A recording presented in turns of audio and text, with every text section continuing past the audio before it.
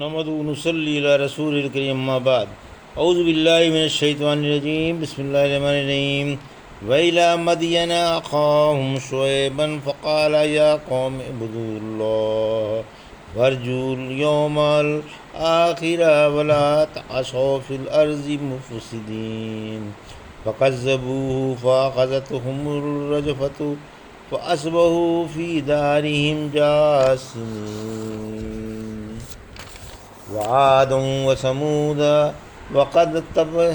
وقد تبين لكم من مساكنهم وزين لهم الشيطان أعمالهم فصدهم عن السبيل وكانوا مستبصرين وقارون وفرعون وهامان ولقد جاءهم موسى بالبينات فاستكبروا فی الارض وما كانوا سابقین فکلا اخذنا بذنبه فمنهم من ارسلنا علیہ حاصبا ومنهم من اخذته الصیحة ومنهم من خسفنا به الارض ومنهم من اغرقنا وما كان اللہ ليظلمهم ولكن كانوا أنفسهم يظلمون مثل الذين اتخذوا من دون الله أولياء كمثل العنكبوت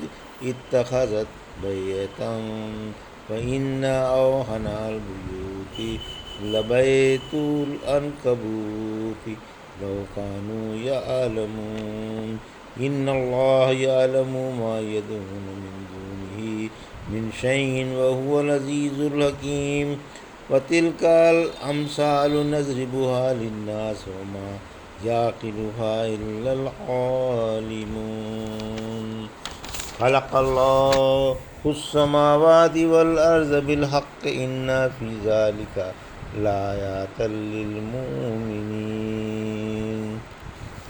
ابھی آپ نے سورہ عنکبوت کی آیت 36 سے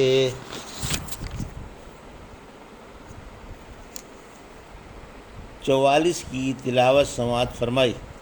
ان آیتوں کا ترجمہ اور تفسیر اس طرح ہے۔ وَإِلَىٰ مَدْيَنَ أَخَاهُمْ شُعَيْبًا فَقَالَ يَا قَوْمِ اعْبُدُوا اللَّهَ وَارْجُوا الْيَوْمَ آخِرَ وَلَا تَعْثَوْا فِي الْأَرْضِ مُفْسِدِينَ آیت 36۔ فَكَذَّبُوهُ فَأَخَذَتْهُمُ الرَّجْفَةُ فَأَصْبَحُوا فِي دَارِهِمْ جَاثِمِينَ آیت 37۔ ترجمہ: اور مدین والوں کے پاس ان کے بھائی شعیب کو نبی بنا کر بھیجا۔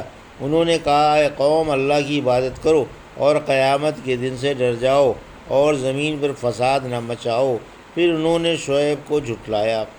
آخر زلزلے نے انہیں آ دبایا اور اپنے گھروں میں گھٹنوں کے بل گرے کے گرے رہ گئے۔ یہ تھا ترجمہ سورہ عنکبوت کی آیت 36 اور 37 کا تفسیر۔ حضرت شعیب علیہ السلام کا وعظ۔ اللہ کے بندے اور رسول حضرت شعیب علیہ السلام کا بیان ہے کہ آپ نے مدین والوں کو اللہ کے عذاب سے ڈرایا، انہیں خالص اللہ کی عبادت کا حکم کیا اور اللہ کے عذاب و انتقام اور اس کی شوکت و ستود سے ڈرایا۔ یہ ناپ و تول میں کمی کرتے تھے، ڈاکہ ڈالتے تھے اور اللہ کو اور رسول کو نہیں مانتے تھے۔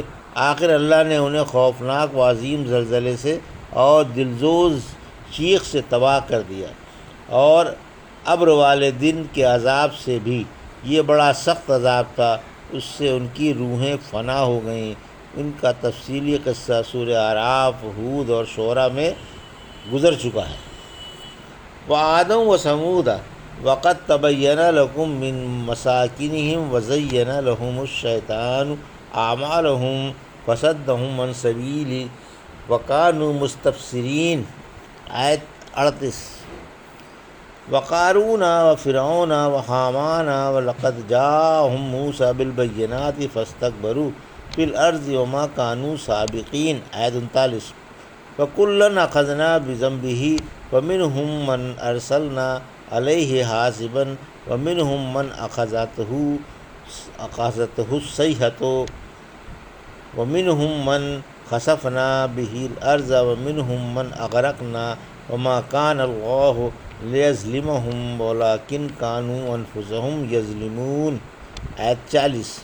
ترجمہ: اور ہم نے عادیوں اور سمودیوں کو بھی تباہ کیا، اور تمہارے سامنے ان کی ہلاکت ان کے گھروں سے ظاہر ہے، اور شیطان نے ان کے عمل خوبصورت دکھا کر انہیں راہ سے روک رکھا تھا، اور وہ عقل مند تھے۔ اور ہم نے قارون، فرعون اور حامان کو بھی غارت کیا۔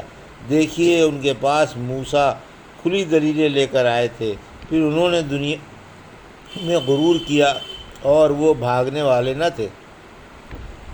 پھر ہم نے ہر ایک کو اس کے گناہ پر پکڑ لیا، بعض پر پتھروں والی آندھی بھیجی، بعض کو چیخ نے آ پکڑا، بعض کو ہم نے زمین میں دھسا دیا اور بعض کو ڈبو دیا۔ اور اللہ کی یہ شان نہ تھی کہ ان پر ظلم کرتا، لیکن یہی اپنے اوپر ظلم کرتے تھے۔ یہ تھا ترجمہ آیت 38 سے 40 کا۔ تفسیر: انبیاء کرام کو جھٹلانے والوں کی تباہی۔ انبیاء کرام کو جھٹلانے والی قوموں کا بیان ہے کہ اللہ نے انہیں طرح طرح کے عذاب بھیج کر کس طرح ہلاک کیا اور اپنے رسول کا انتقام لیا۔ عادی حضرت ہود کی قوم تھی جو احقاف میں آباد تھی۔ یہ علاقہ حضرموت یمن کے علاقے سے قریب ہے۔ سمودی حضرت صالح کی قوم تھی، یہ ہجر میں رہتے تھے جو وادی القریٰ کے قریب ہے۔ عرب ان دونوں قوموں کی آبادیوں سے خوب واقف تھے اور اکثر ان سے گزرا کرتے تھے۔ آیت 39۔ قارون اپنے زمانے میں سب سے زیادہ مالدار تھا اور بھاری کنجیوں کا مالک تھا۔ فرعون حضرت موسیٰ علیہ السلام کے زمانے میں علاقہ مصر کا بادشاہ تھا اور اس کا وزیر حامان تھا۔ یہ دونوں قبطی تھے اور اللہ کو اور اس کے رسول کو نہیں مانتے تھے۔ آیت 40۔ یعنی ہم نے ہر قوم کو اس کے مناسب سزا دی۔ عادیوں کو اپنی طاقت پر بڑا ناز تھا، ان پر سخت ٹھنڈی آندھی مسلط کر دی جو ان پر پتھر برسانے لگی اور انہیں اٹھا اٹھا کر سر کے بل زمین پر پٹکنے لگی، جس سے ان کا سر جسم سے کٹ کر الگ جا پڑتا تھا اور بلا سر کے کھجوروں کے کھوکھلے تنوں کی طرح ان کے جسم زمین پر پڑے رہ جاتے تھے۔ سمودیوں کو دلدوز شیخ نے ہلاک کیا کیونکہ انہوں نے اللہ کے نبی سے جو معجزہ مانگا تھا بعینہ اس کا ظہور ہوا اور ان پر حجت قائم ہو گئی، مگر پھر بھی یہ ایمان نہیں لائے اور کفر و سرکشی پر اڑے رہے، بلکہ اور اللہ کے نبی حضرت صالح اور مسلمانوں کو دھمکانے لگے کہ انہیں جلا وطن اور سنسار کر دیں گے۔ آخر ایسی جگر پاس شیخ آئی جس نے ان کی آوازیں اور حرکتیں سلب کر دیں اور مرے کے مرے رہ گئے۔ قارون زمین میں دھسا دیا گیا۔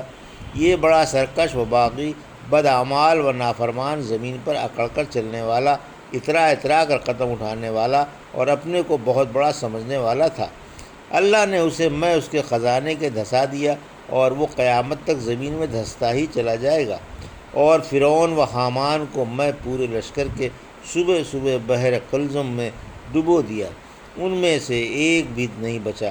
اللہ نے یہ سزائیں دے کر ان پر ظلم نہیں کیا، بلکہ ان کے عملوں کا پورا پورا اور مناسب بدلہ دیا۔ یہی وضاحت آیت کے انداز بیان سے ظاہر ہے۔ پہلے جھٹلانے والی قوموں کا بیان مجمل تھا، پھر تفصیل وار کر دیا گیا۔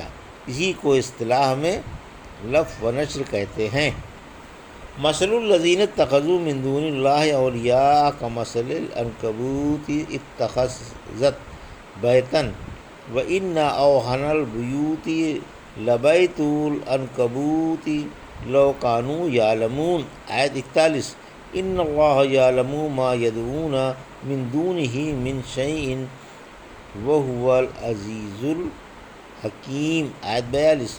وَتِلْكَ الْأَمْثَالُ نَضْرِبُهَا لِلنَّاسِ وَمَا يَعْقِلُهَا إِلَّا الْعَالِمُونَ۔ آیت 43۔ ترجمہ: جنہوں نے اللہ کو چھوڑ کر اور کارساز بنا لیے ہیں، ان کی مثال مکڑی کی سی ہے جس نے گھر بنایا، اور یہ واقعہ ہے کہ سب سے زیادہ کمزور مکڑی کا ہی گھر ہوتا ہے۔ کاش وہ جانتے، اللہ کو وہ بت معلوم نہیں جنہیں یہ اللہ کو چھوڑ کر پوج رہے ہیں، اور اللہ بڑی عزت و حکمت والا ہے۔ یہ تھا ترجمہ آیت 41 سے 43 کا۔ تفسیر: بتوں کی مثال۔ مشرکوں نے اللہ کو چھوڑ کر جو معبود تجویز کر لیے ہیں اور ان سے مرادیں اور روزیاں مانگتے ہیں اور آڑے وقت بلائیں ٹالنے کے لیے انہیں پکارتے ہیں، اللہ نے ان کی یہ مثال بیان فرمائی ہے کہ ان کے معبود کمزوری میں مکڑی کے جالے کی طرح ہیں۔ کیا کوئی مکڑی کے گھر میں رہ کر سردی، گرمی، دھوپ اور بارش سے بچ سکتا ہے؟ ہرگز نہیں۔ اسی طرح ان کے بتوں کو اختیار و علم کچھ نہیں، نفع یا نقصان تو کیا پہنچائیں گے؟ اگر مشرکوں کو ذرا بھی عقل ہو تو دیوی دیوتاؤں سے بیزار ہو جائیں، بخلاف مسلمانوں کے جن کے دلوں میں اللہ کی تصدیق ہے اور وہ شریعت کے پابند رہ کر نیک عملوں سے بھی آراستہ رہتے ہیں۔ مسلمانوں کے ہاتھ میں ایسا مضبوط کڑا ہے کہ وہ ٹوٹنے والا نہیں۔ آیت 42۔ گندے عملوں کی سزا ضرور ملے گی۔ اس آیت میں مشرکوں کو ڈرایا گیا ہے کہ اللہ کو مشرکوں سے کے عمل اور ان کے معبود معلوم ہیں، وہ بڑی حکمت والا اور وسیع علم والا ہے، ان کے گندے عملوں کی انہیں ضرور سزا دے گا۔ آیت 43۔ مثالیں سمجھنے والے گہرے علم والے ہی ہیں، یعنی ان مثالوں میں غور کرنے والے اور انہیں سمجھنے والے گہرے علم والے ہی ہیں۔